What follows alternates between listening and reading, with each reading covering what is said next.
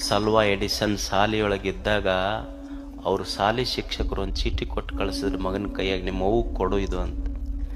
ಆ ಚೀಟಿ ತಂದು ಅವನ ಕೈಯಾಗ ಕೊಟ್ರೆ ಅವು ಓದಿ ನ್ಯಾನ್ಸಿ, ಥಾಮಸ್ ಸಲ್ವಾ ಎಡಿಸನ್ ಅನ್ನೋ ತಾಯಿ ಆ ಚೀಟಿ ಓದಿ ಎರಡು ಹನಿ ಕಣ್ಣಾಗ ನೀರು ತಗೊಂಡು ಬಂದು ಚೀಟಿ ಮುಚ್ಚಿಟ್ಲು.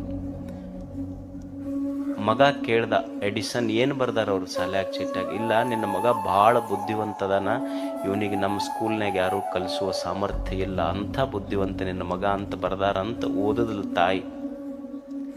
ಒಂದು ದಿವಸ ಇವ ದೊಡ್ಡ ವಿಜ್ಞಾನಿಯಾದ, ತಾಯಿ ತೀರ್ಕೊಂಡ್ಲು. ತಾಯಿ ತೀರ್ಕೊಂಡ ಮೇಲೆ ಮನೆಗೆ ಹೋಗಿ ಹಿಂಗೆ ಪುಸ್ತಕ ಕಪಾಟ ಹುಡುಕುವಾಗ ಅವ ಶಾಲೆ ಶಿಕ್ಷಕರು ಕೊಟ್ಟ ಪತ್ರ ಸಿಕ್ತು. ಓದ್ತಾನ, ಅದ್ರಾಗ ಏನು ಬರ್ದಿತ್ತು ಅಂತ, ಬುದ್ಧಿವಂತ ಅಂತ ಬರ್ದಿಲ್ಲ, ನಿನ್ನ ಮಗ ಭಾಳ ಹಸೆ ದಡ್ಡದಾನ, ಇವನಿಗೆ ಯಾವ ಸ್ಕೂಲ್ನೊಳಗೂ ಸೀಟ್ ಸಿಗೋದಿಲ್ಲ, ಮನ್ಯಾಗ ಇಟ್ಕೋ ಅಂತ ಹೇಳಿ ಕಳಿಸಿದ್ರು. ತಾಯಿ ಸುಳ್ಳು ಹೇಳಿ ಮಗನಿಗೆ ಮನ್ಯಾಗ ದೊಡ್ಡ ವಿಜ್ಞಾನಿ ಮಾಡಿದ್ಲಲ್ಲ, ಅಂಥವ್ರು ಪ್ರಭಾವರಿದ್ದಾರೆ.